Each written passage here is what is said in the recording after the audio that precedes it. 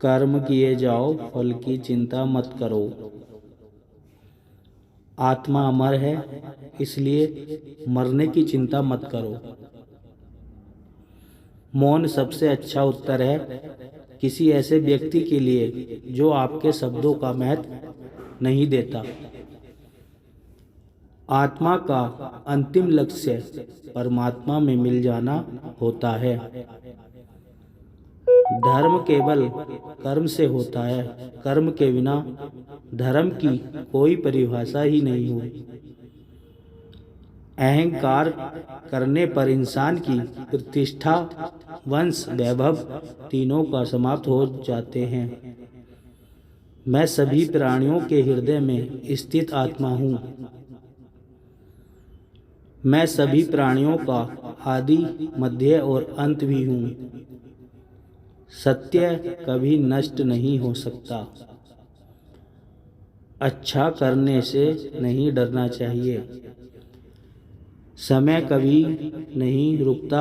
आज यदि बुरा चल रहा है तो कल अवश्य अच्छा आएगा। आप केवल निस्वार्थ भाव से कर्म कीजिए, केवल वही आपके हाथ में है। मनुष्य कितना भी गोरा क्यों ना हो, परंतु उसकी परछाई सदैव काली होती है।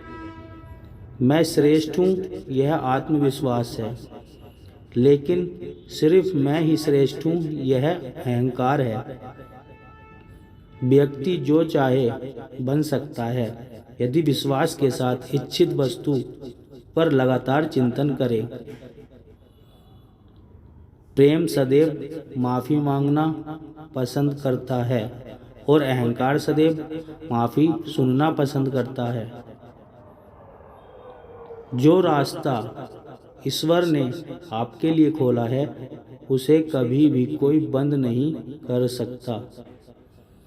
मनुष्य का जीवन केवल उसके कर्मों पर चलता है। जैसे कर्म होते हैं वैसे उसका जीवन होता है।